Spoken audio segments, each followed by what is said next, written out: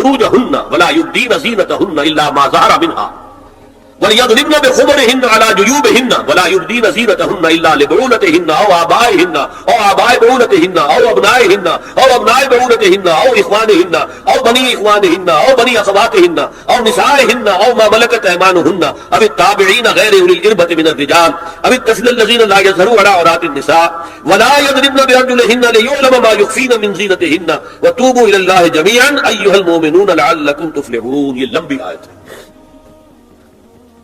اہل ایمان، اے نبی کہہ دیجئے اہل ایمان مردوں سے اپنی نگاہیں نیچی رکھا کریں اور اپنی شرمگاہوں کی حفاظت کریں. یہی ان کے لیے زیادہ پاکیزہ عمل ہے. ان اللہ خبیر بما یصنعون، اور جو کچھ وہ کر رہے ہیں اللہ اس سے واقف ہے.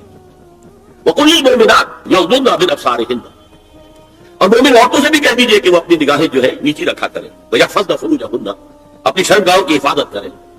ولا یبدین زینتهن الا ما ظهر منها، اور اپنی زینت کو ظاہر نہ کیا کرے سوائے اس کے کہ جو بالکل ظاہر ہو جائے. خود ظاہر ہو. دیکھیے سب سے پہلے میں آپ کو بتا چکا ہوں کہ یہ گھر کے اندر کا پردہ ہے. نگاہیں نیچی رکھنا گھر کے مرد بھی اور گھر کی عورتیں. یہ کیوں کہا گیا؟ شہر محرم الحرام میں شادی بیاہ فرض جائز ہے. انسسٹ اس کے لیے حوالے ہیں. اگر ہے تو رواجن محرم کے تقدس کے منافی سمجھنا ٹھیک ہے. اپنی بیٹی سے منافی محرم کے تقدس کے منافی سمجھنا تو اپنے بیٹے سے یہ کوئی شے ہی نہیں. اس شے کو یعنی جب وہ معاملہ ہوا تھا واقعہ میرا تو شیعہ علماء نے بھی کہا کہ حرام نہیں ہے. ہم نہیں کہتے کہ حرام ہے، ناجائز. اس وقت امریکہ میں سب سے زیادہ حقیقت ایک چیز ہے کہ جو رواج کا پڑ گیا ہے. میں نے تو یہ کہا تھا کہ حضرت حسین رضی اللہ تعالیٰ عنہ کی شہادت محرم میں ہوئی. حضرت حمزہ کی شہادت ہے بیٹاشا. حضرت عیسیٰ بن عمیر کی شہادت ہوئی، حضور زخمی ہوئے، وہ اس میں شہید ہو گئے. عیسیٰ بن عمیر جیسی شخصیتیں موجود تھی. اگر اگر یہ اتنی تعداد میں جامع شہادت نوش کیا ہے، بچے بھی بڑے بھی، وہاں لیکن یہ کہاں ہے؟ شوال کے مہینے میں آپ شادی نہیں کر سکتے. غزوہ احد شوال میں ہوا ہو چکا ہے، اور اس میں کوئی بھی اس کے غلط نہیں. اس کے لیے حرام ہونے کے لیے حوالے ہماری تو شریعت کا اصل جو ہے وہ اباح ہے. مباح ہے کیا مطلب؟ تو جائز ہے. اپنی بیٹی کو گھور کر نہ دیکھے. بیٹی بیٹی ہے، لڑکی ہے.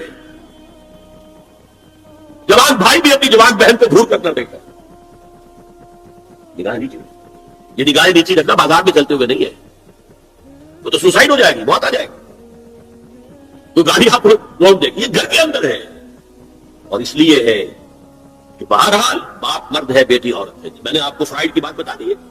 وہ تو کہتا ہی ہے کہ باپ اگر محبت بڑی نگاہ بیٹی پر ڈالا ہے، اس میں سیکس ہے، سیکس کا جذبہ ہے. اگر ماں بیٹے پر محبت بڑی نگاہ ڈال رہی ہے تو سیکس ہے. ایڈیپس کمپلیکس مشہور ہے اس کا. لیکن اپنی جگہ یہ ہے کہ باپ مرد ہے، بیٹی عورت ہے، بھائی مرد ہے، بہن. لہذا گھروں کے اندر بھی اپنی نگاہوں کو نیچا رکھو. میں آپ کو قول سنا چکا ہوں مولانا فراہی کا. اسلائی صاحب نے کہا، جب مولانا فراہی نے مجھ سے یہ کہا کہ اصل میں سورہ عذاب میں گھر کے باہر کا پردہ ہے اور سورہ نور میں گھر کے اندر کا پردہ ہے، تو کہتے میری آنکھیں کھل گئی اور چابی مل گئی، کلید مل گئی ان آیات کو سمجھنے کی، ان کی اصل پس منظر کو، حقیقت کو جاننے کا راستہ کھل گیا. تو یہ جو ہے غص بصر، یہ باہر کے لیے نہیں ہے، یہ گھر کے اندر کے لیے. بیٹی کا آخر جوان ہو رہی ہے، اس کے سینے کے اوپر کوئی غبار آ رہا ہے، اس کو گھور کر مت دے نگاہ نیچے. قل للمؤمنین یغضوا من ابصارہم ویحفظوا فروجہم ذلک ازکی لہم ان اللہ خبیر بما یصنعون. نوٹ کر لیجیے کہ یہ کہاں ہوگا؟ گھر میں داخلے کے بعد. گھر میں داخلہ اجازت سے، اور داخلہ ہوگا صرف محرموں کا. گھر کے اندر جو ہے وہ نامحرم تو نہیں آئے گا. یہ میں آگے بیان کر رہا ہوں. وقل للمؤمنات یغضضن من ابصارہن ویحفظن من فروجہن، اور کہہ دیجئے مومن عورتوں سے بھی کہ وہ بھی اپنی نگاہیں جھکا کر رکھیں اور اپنے شرمگاہوں کی حفاظت کریں. ولا یبدین زینتہن الا ما ظہر منہا. اس ٹکڑے پر بڑا قیل و قال ہے جدید مفکرین اور جدید دانشوروں نے کہ وہ اپنی زینت ظاہر نہ کرے سوائے اس کے جو خود ظاہر ہو جائے. وہ کہتے ہیں اس میں چہرہ بھی شامل ہے، اور جب چہرہ شامل ہے تو اس کا مطلب چہرے کا پردہ نہیں ہے. آپ کو بہت سے حضرات نے وہ پڑھی ہوگی بحث جو جنگ میں ہو گئی تھی. ایک صاحب وہ انسٹیٹیوٹ آف پالیسی اسٹڈیز اس کے اسکالر ہیں، ریسرچ کا، انہوں نے لکھ دیا الا ما ظہر منہا میں چہرہ ظاہر ہے، شامل ہے، لہذا پردہ نہیں ہے. اور ارشاد احمد حقانی صاحب نے بھی زوردار اس کے اوپر جو ہے وہ تائید لکھ دی اور گویا کہ کہا کہ اب تو مسئلہ ہی کیا ہو گیا، جب ایک ریسرچ اسکالر کہہ رہا ہے تو یہ مولوی بلاتے جو کہتے پڑتے ہیں کہ یہ عورت کا جو چہرے کا پردہ ہے تو بات ختم ہو گئی، دی میٹر از کلکڈ۔ میں نے صرف ایک جواب دیا کہ اس شخص نے جو بڑا ریسرچ اسکالر تھا پہلے یہ لکھا ہے کہ سورہ نور کی ان آیات میں صدر کے احکام آ رہے ہیں، تو پھر یہ پردے کا چہرے کا معاملہ کیا ہو؟ صدر میں تو پردہ چہرہ شامل نہیں ہے۔ محرموں سے پردہ کیا ہے؟ محرموں سے اس کا نام صدر ہے، عورت کا پورا جسم صدر ہے سوائے چہرے کی ٹکیا اور یہ ہاتھ اور یہ پاؤں، بس۔ کیا مطلب ہے؟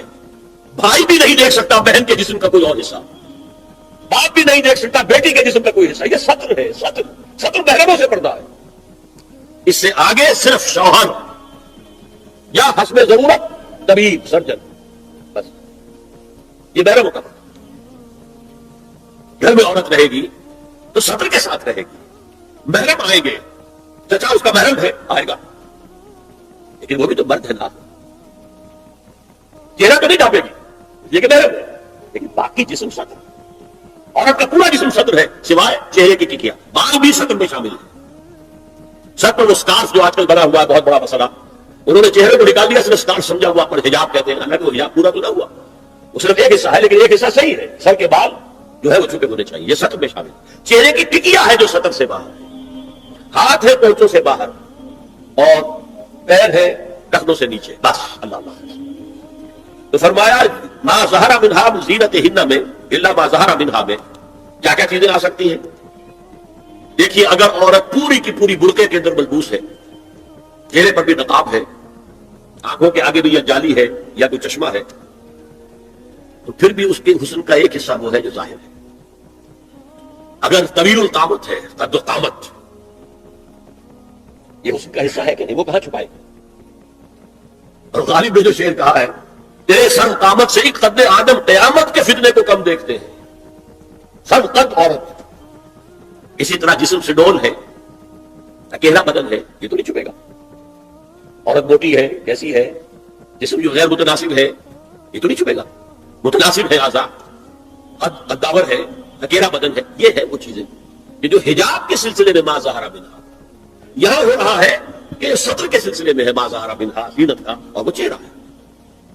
لیکن اب اس میں ایک اور بات، وَلْيَضْرِبْنَ بِخُمُرِهِنَّ عَلَىٰ جُيُوبِهِنَّ، یہ بھی گھر کے اندر کی بات ہو رہی ہے، کیونکہ میں پہلے بتا چکا ہوں جلباب ہوتا تھا جب گھر سے باہر نکلتی تھی عورت، تو وہ اپنی چادر لپیٹتی تھی اپنے گرد، چہرہ نہیں ڈھانپتی تھی، صرف چہرے کا حکم دیا گیا اس کے ضمن میں، وہ سورہ عذاب کی آیت رہ گئی، میں بیان کروں گا۔